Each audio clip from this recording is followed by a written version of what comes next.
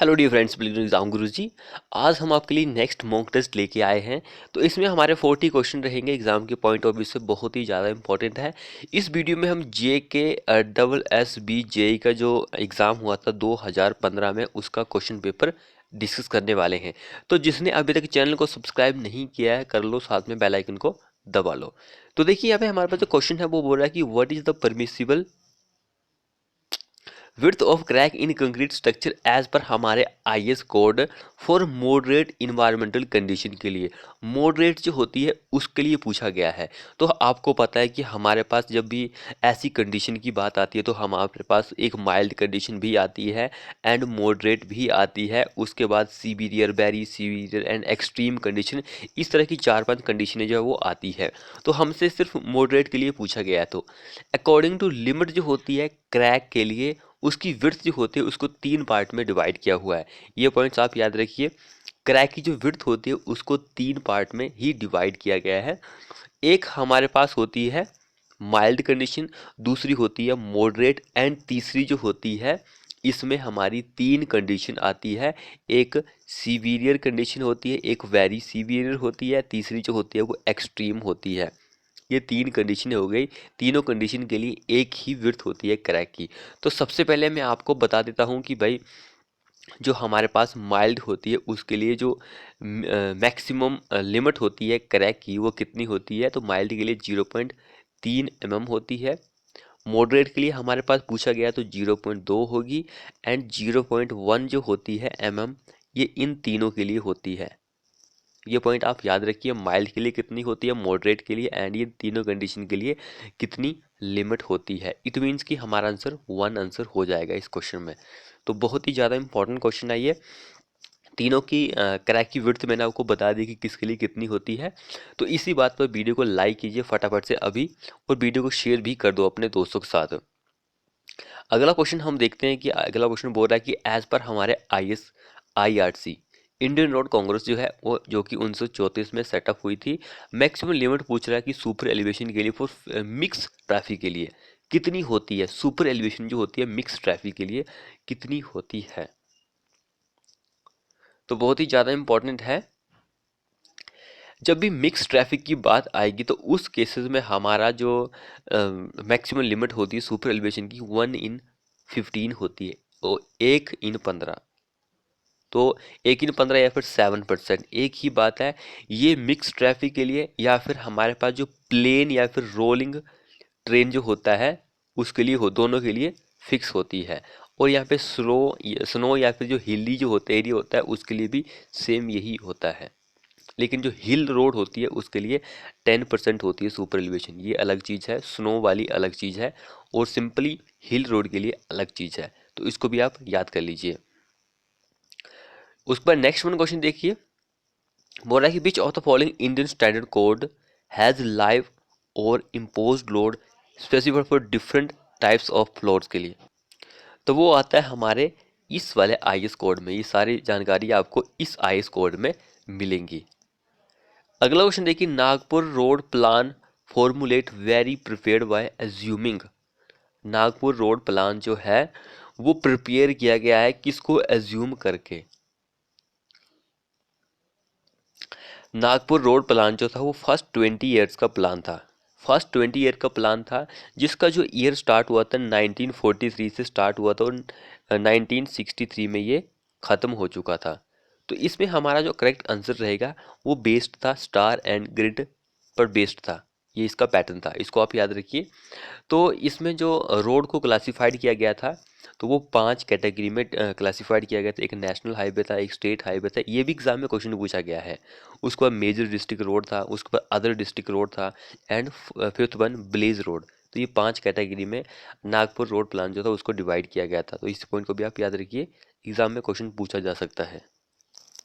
अगला देखिए, which of the following permanent adjustment compass survey instrument. Permanent adjustment जो होती है किसमें, कंपास सर्वे इंस्ट्रूमेंट में, वो इन चारों में से कौन सी होती है। Permanent adjustment of compass survey.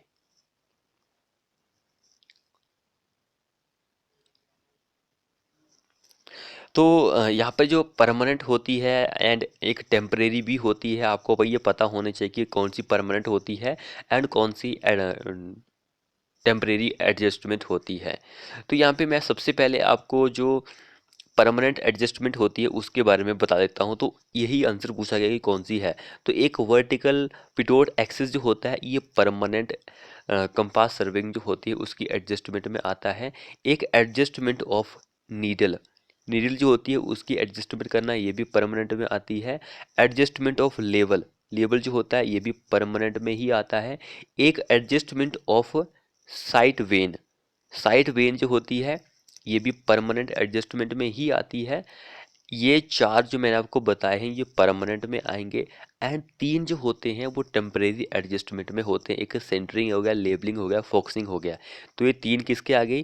Temporary जो एडजस्टमेंट होती है, temporary adjustment of compass surveying. बाकी ये चार किसके हैं? ये है परमानेंट एडजस्टमेंट के। इन चारों को आप याद रखिए, एग्जाम में पूछे जा सकते हैं। नेक्स्ट में क्वेश्चन बोल रहा है actual velocity of water. Actual velocity जो होती है वाटर की flowing through the voids is called. Actual velocity जो होती है पानी की जो फ्लो हो रही होती है थ्रू द वॉइड्स उसको हम क्या बोलते हैं? इन चारों में से सीवेज velocity, infiltration velocity, flow velocity, void velocity, क्या हम उसको बोलते हैं? Actual velocity of water flowing through the voids उसको हम सीवेज वेलोसिटी बोलेंगे। आपने देखा होगा कि सॉइल मैकेनिक्स की जब भी बात आती है तो उसमें सीपेज जो वेलोसिटी होती है उसके बारे में बहुत ज़्यादा आपको देखने को मिलता है। तो वॉइड्स जो होते हैं सॉइल में ही होते हैं या फिर सॉइल के पार्टिकल में होंगे, सैंड एग्रीगेट्स वगैरह, क्ले वगैरह, तो इसमें ही होते हैं। अगला क्वेश्चन देखिए, the characteristic strength of a material is defined as. Characteristic strength जो होती है मटेरियल की उसको हम डिफाइन कर सकते हैं कैसे? By the value of, by the value of, देखिए सारा ही वैल्यू के बारे में पूछा गया है यहाँ पर। तो value below which not more than 5% of sample में फेल। ऑप्शन ये हमारा आंसर हो जाएगा। इसी से हम डिफाइन कर सकते हैं कि फिर कैरेक्टरिस्टिक स्ट्रेंथ जो होती है वो क्या होती है। इंपॉर्टेंट क्वेश्चन है। अगला क्वेश्चन देखिए, what is the effect on the body. बोला कि what is the effect on the body with mass emerge in a fluid. Mass जो है वो क्या है? पानी में डूबा हुआ है। विच इज अंडर मोशन, लेकिन वो मोशन में है, तो उसको हम क्या बोलते हैं? चैनल को सब्सक्राइब नहीं किया तो कर लो, बेल आइकन को भी दबा लो। तो उसको हम बोलते हैं lift and drag. Lift and drag answer होता है उसका। अगला देखिए, which of the following is a statically determined structural member.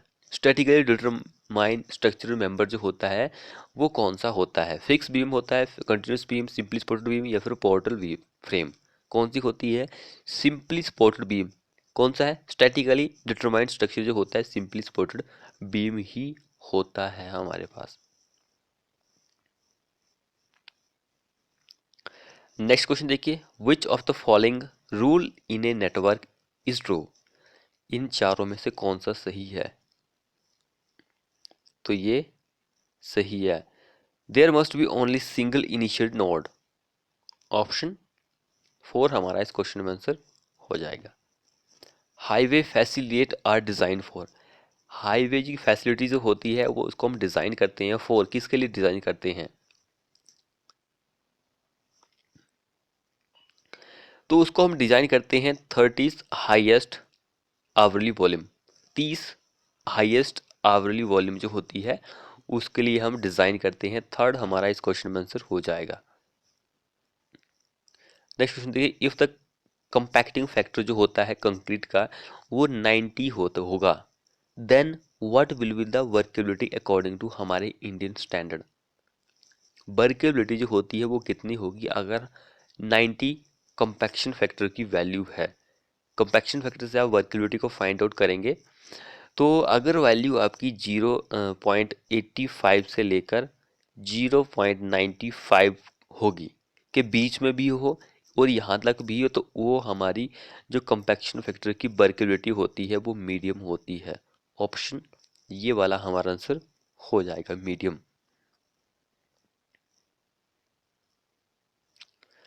Next one question देखिए, what is the pH value of water logged field.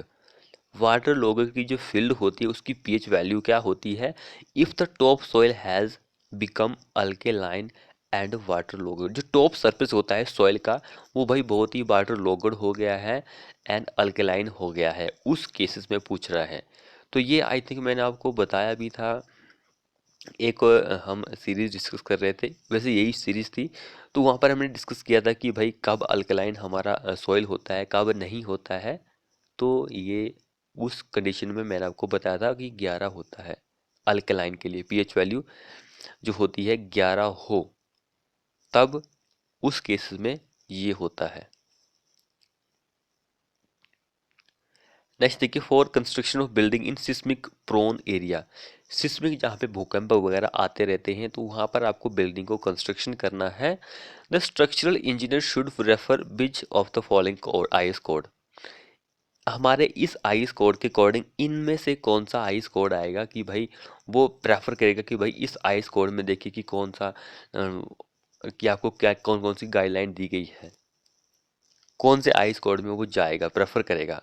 तो इस क्वेश्चन में हमारा जो आंसर रहेगा ऑप्शन नंबर 4 रहेगा, 13/9/20 1993। इस आईएस कोड में आपको सिस्मिक के बारे में जानकारी जो है मिल जाएगी कि भाई आपको आरसीसी यूज़ करना है कि क्या यूज़ करना है। नेक्स्ट देखिए, मिनिमम क्लियर कवर जो होती है एमएम में सारा आंसर दिया गया है। मेन रेनफोर्समेंट जो है अगर आप 16 एमएम डायमीटर की बार यूज करते हैं कॉलम में अकॉर्डिंग टू हमारे आईएस कोड तो कितनी होती है। तो आई थिंक जो हमारे चैनल से बहुत दिनों से जुड़ा हुआ है उसको मैंने कई बार बता चुका हूँ। मिनिमम कवर जो होती है कॉलम के केसेस में दो केसेस आते हैं। कॉलम में दो केसेस आते हैं, एक हमारा डायामीटर जो होता है, ये डायामीटर लिख लीजिए, डाया है किसी बार का वो लेस देन 12 एमएम होगा, एक ग्रेटर देन 12 एमएम होगा।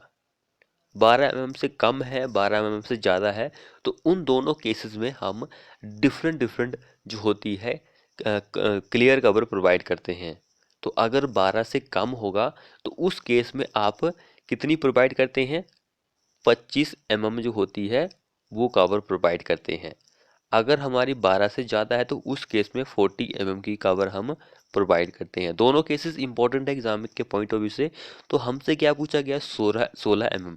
तो 16 जो होता है वो 12 से बड़ा है तो इट मीन्स कि हम 40 जो है वो हमारा आंसर बिल्कुल सही आंसर हो जाएगा। देखिए 25 और 40 दोनों ही दिए गए हैं। मोस्ट ऑफ केसेस में आप जो कॉलम होता है उसके लिए 40 ही लेते हैं, कॉलम के बाद हमारी फुटिंग आती है, आप सभी को पता है फुटिंग के लिए 50 लेते हैं क्योंकि आईएस कोड यही कहता है कि भाई जो हमारा स्लैब होता है उसके लिए 15 इस स्लैब में भी केसेस हैं 15 या फिर 20, फिर 25 जो होती है बीम के लिए होती है, 40 जो होती है वो कॉलम के लिए होती है, 50 जो होती है फुटिंग के लिए। कई बार फुटिंग के लिए 75 भी होती है तो मैंने आपको 75 बताया कि भाई किसके लिए होती है। तो कॉलम में दो केसेस आते हैं, ये चीज़ भी आपको याद रखनी है। देखिए यहाँ पे स्पेशली मेंशन किया हुआ कि भाई 16 एमएम का डायमीटर है। तो ऐसे केसेस के लिए हमें ये दोनों चीज़ें पता होनी चाहिए कि भाई कॉलम के लिए ये भी हो सकती है। तो इसको भी आप अच्छी तरह से अपने दिमाग में बिठा लीजिए, हो सकता है कि एग्जाम में आपसे पूछ लिया जाए। और यहाँ पे एक कंडीशन और भी आ सकती है आपसे कि भाई नॉमिनल कंक्रीट कवर जो होती है हमारे पास माइल्ड कंडीशन है, मॉडरेट कंडीशन है, तो उसके लिए भी डिफरेंट डिफरेंट नॉमिनल जो कवर होती है वो प्रोवाइड की गई है। तो वो हम नेक्स्ट वीडियो में डिस्कस कर लेंगे आप सभी के लिए, या तो मैं अपनी जो यूट्यूब का कम्युनिटी सेक्शन है वहाँ पे प्रोवाइड कर दूंगा कि आपको किस तरह से प्रोवाइड करनी है। अगला क्वेश्चन देखिए, what is the detention period and overflow rate जो होता है plain sedimentation tank compare to sedimentation with coagulation. तो वो मोर एंड लेस होता है, ऑप्शन थर्ड हमारा आंसर हो जाएगा। अगला देखिए, method of analysis of distribution system in which domestic supply is neglected and fire demand is consider. तो वो सर्कल मेथड होता है, सर्कल मेथड जो होता है वो होता है। नेक्स्ट देखिए, in an RCC section of effective depth हमारे पास डी दिया गया है। इफ वर्टिकल स्टेप्स जो है हम प्रोवाइड कर रहे हैं to resist shear. Vertical steps आप सभी को पता है कि शेयर जो होती है उसको रजिस्ट करने के लिए आप प्रोवाइड करते हैं। तो बोल रहा है कि the there maximum spacing measure along the axis of member as पर हमारे IS code should not exceed, should not exceed. तो वर्टिकल स्टेप्स के लिए 0.75 डी होता है, ये इंपॉर्टेंट है। वर्टिकल स्टेप्स के केसेस में इंक्लाइंड भी स्टेप्स होता है हमारे पास, तो इंक्लाइंड जो होता है उसके लिए 1 डी होता है, इंक्लाइन एट 45 डिग्री पर। तो ये भी इंपॉर्टेंट है। ऑप्शन थर्ड हमारा आंसर हो जाएगा इस क्वेश्चन में। अगला देखिए, vertical curves are provided where algebraic difference between grade is equal to और। वर्टिकल कर्व जो होता है हम प्रोवाइड करते हैं वेयर कहाँ पर, जहाँ पर अलजेब्रिक डिफरेंस जो होता है किसका, between grades is equal to या फिर और या मोर देन 4 mm। आंसर हो जाएगा हमारे पास 1 इस क्वेश्चन में आंसर।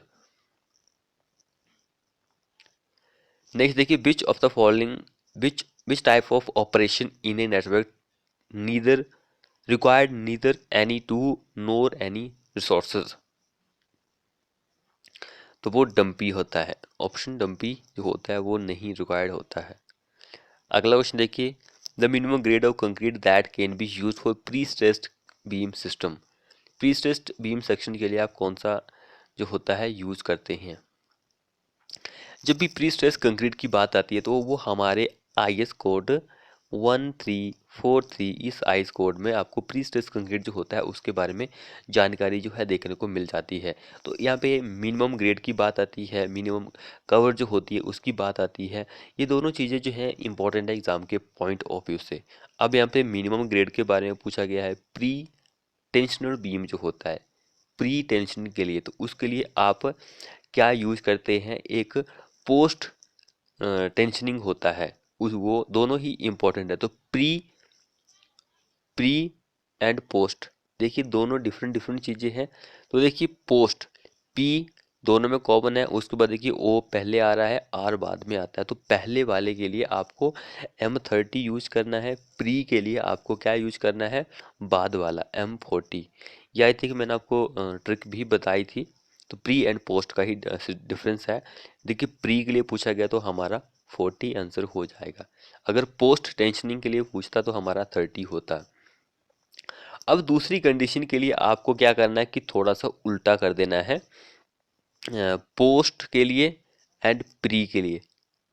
पोस्ट कबर की बात कर रहे हैं यहाँ पे, मिनिमम पोस्ट की जब भी बात आएगी तो 30 mm की मिनिमम कवर आप यूज करेंगे। प्री टेंशनिंग की बात आएगी तो उसके लिए 20 mm की कवर आप यूज करेंगे। तो ये हमारा आईएस कोड है, इस आईएस कोड के अकॉर्डिंग आपको ये जानकारी जो है देखने को मिलती है प्री टेंशनिंग के बारे में। अगला क्वेश्चन देखिए, the number of independent equation to be satisfy the static equilibrium of a plane structure is 4 7 3 5। तो वो 3 ही होती है। नेक्स्ट क्वेश्चन देखिए, the rate of filtration through slow sand filter is million litre per day hectare is. Rate of filtration जो होता है slow sand filter के लिए किस में आपको बताना है, million litre per day per hectare में, तो वो इतना होता है 24 से 28 होता है। नेक्स्ट देखिए, composite sleeper index is employed to determine. Composite sleeper index जो होता है वो mechanical strength of wooden sleeper whereby its suitability for use accessory के लिए यही आपको बताता है, डिटरमाइन करता है। नेक्स्ट देखिए, wear of rail is maximum. Wear जो होता है रेल का टूट फूट जो होती है वो शार्प कर्व जो होता है उसमें ही ज़्यादा आपको देखने को मिलती है। नेक्स्ट क्वेश्चन बोल रहा है कि in limit state design as पर हमारे IS code the shape of compressive stress block of concrete is combination of rectangular and. बोल रहा है कि शेप जो होती है कंप्रेसिव स्ट्रेस की ब्लॉक ऑफ कंक्रीट की, बोल रहा है कि कॉम्बिनेशन होता है रेक्ट एंगुलर एंड किसकी, तो वो parabolic, rectangular and parabolic की शेप होती है। ये इम्पोर्टेंट है एग्जाम के पॉइंट ऑफ व्यू से, क्योंकि ये आपसे थोड़ा सा डिफरेंट करके क्वेश्चन एग्जाम में कई बार पूछा गया है, तो आपको पता होगा तब आप आंसर लगा पाएंगे। नेक्स्ट क्वेश्चन देखिए, which one of the following failure are caused by loose fish bolt at expansion joint, expansion joint पर कौन सा होता है? तो वो होता है क्रशर हेड, क्रशर हेड जो होता है वही फेलियर होता है। नेक्स्ट क्वेश्चन देखिए, for which of the following region the watershed line is abandon for aligning an irrigation canal, irrigation canal, तो वो option it is densely populated.